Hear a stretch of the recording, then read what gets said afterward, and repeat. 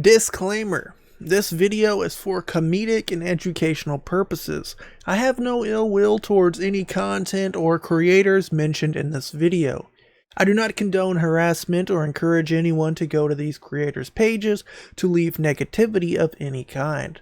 This video is also covered under Section 107 of the Copyright Act of 1976. Criticism, commentary, and transformation allows the usage of all content in this video. Enjoy! Welcome to the channel, friends. If you're new here, my name is Cam Nuggets, and I like to do commentary and video essays on topics I find interesting, one of them being ASMR. And you may wonder, what the heck is ASMR? And it seems every day that passes, I have to ask myself the same thing. ASMR stands for Autonomous Sensory Meridian Response, and let's say essentially that feeling you get in your spine that the community refers to as tingles. The different examples of ASMR are called triggers. A few examples of popular triggers are whispering, finger flutters, brushing, tapping, and mouth sounds. Years ago, when I was just a small, feeble boy, aka a high schooler, I discovered ASMR when it was relatively new and not plagued by adult content creators trying to make a quick buck. Let's talk about it. Way back in 2016, I discovered Cherry Crush, a cam girl, content creator, and ASMR artist. She made all kinds of trigger videos and all kinds of other videos too, but her mouth sound videos are what really caught people's eye. Specifically, ear eating. Like the name suggests, it's when someone eats or bites/nibbles on your metaphorical ears, usually being a 3DO mic, which is that funny looking one you've probably seen with the rubber ears on them. And while ear eating isn't exactly not safe for work, sure, it's maybe weird, it quickly became associated with the sounds you'd hear on other sites when someone is getting their ice cream licked. Surely enough, since the ancient age of 2016, certain creators have found ways to take advantage of things such as mouth sounds and ear eating to bring in many millions of views. And it's just one of those don't hate the player, hate the game situations. And the only problem is that these players have caused the rules of the game to change. For every ASMR artist making silly tongue noises or kissing the mic, you have another simulating things you'd see in adult films, even using clickbait titles and thumbnails to showcase they know exactly what they're doing. Oftentimes having extended cuts of this ASMR on said adult sites. Don't ask me how I know. Huh? Other large ASMR artists like Jojo have even pointed out the insane amounts of content that have begun to flood the ASMR community, making multiple videos on his commentary channel discussing the problem this type of content has on YouTube and the community.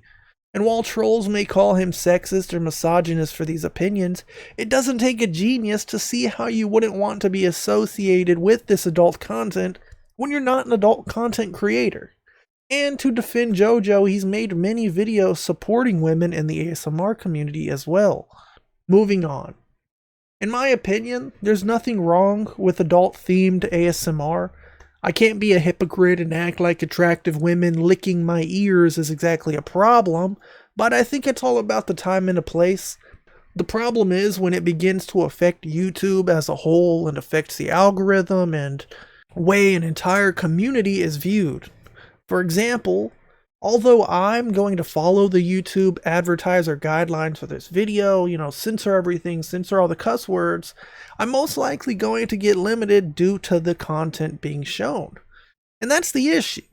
YouTube doesn't really know or tell us how they view ASMR or where they stand on it and what parts of it they don't like, so the whole community essentially suffers. ASMR artists who rely on ad revenue or channel growth to survive are hurt by the change of how ASMR is treated on the platform. For every creator like Amaranth who can stream on 40 different platforms and sells content on sites like OF, You have family-friendly creators who can lose monetization for doing something YouTube might not think advertisers would like. Also, when you go to a site like Twitch, for example, and search ASMR, this is all you see. Oiled up chicks licking ears, and this is basically Twitch's representation of ASMR. The same way Kick choosing to give people like Aiden Ross millions of dollars represents Kick. Again, I love hot women, and it's not sexist or misogynistic to point out that most of this content is from women. If you got it, you got it, and you're gonna flaunt it for money. It is what it is. Another niche that has snuck its way into the ASMR community is feet. And like everything else mentioned so far, while not necessarily sexual, they are used to draw in millions of curious people, to say the least. Creators like Soli and Cornelius the Cat rely on the pose, which, according to Urban Dictionary, is someone laying on their stomach, facing the camera or viewer with their feet up, and provocative thumbnails to catch a viewer's attention. Then they proceed to make a decent living from said viewer clicking the links in their bio, which are almost 99% always there. Soli's most popular video even includes her rubbing her oiled up feet on a 3DO. And Cornelius does the pose and makes cringy ooh noises in the mic as she slobbers all over it.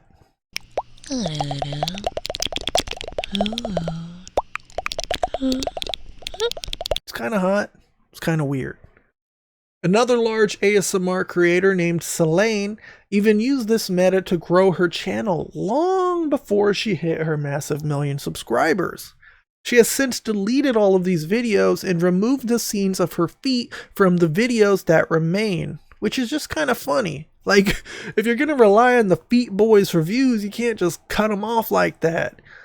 Either way, if you do some research, you can see people talking about the creator and how she used her feet for views. And then when she got them, she stopped. Really funny stuff, and almost all the thumbnails still exist on Google. Last but not least is Clickbait. And while not exclusive to ASMR, Clickbait is awful in the ASMR community. And of course, it's mainly the same creators we've already talked about. Even Jojo had to make a video recently about Lunar Rex, whose thumbnails somehow don't violate YouTube's guidelines, despite looking like something you'd see on The Hub. A big culprit in the clickbait game is Moona, another 1 million sub channel whose ASMR went from silly fun stuff to how many innuendos can I fit in a video to farm views. And while the editing is really good and the ASMR itself is great, you can't help but notice the thumbnails flooded with condoms for some reason, and the cleavage that's about to knock you out every video. She also often edits her videos to remove certain parts that involve her being naked and having the camera crop just above her goodies. So probably because she gets some type of age restriction and she's trying to get around it, so she goes in and edits it later after YouTube gives her a warning. Anyways, guys, like I always say, I have no issue with any of these creators. I'm just trying to get views just like them. If you haven't already, leave a like, subscribe. Let me know what you guys think the weirdest, craziest, wackiest thing you guys have seen in the ASMR community so far. Next video, we're going to be licking a mic with our cleavage out. We're going to be playing footsie, so make sure you subscribe, and I'll see you guys in the next one.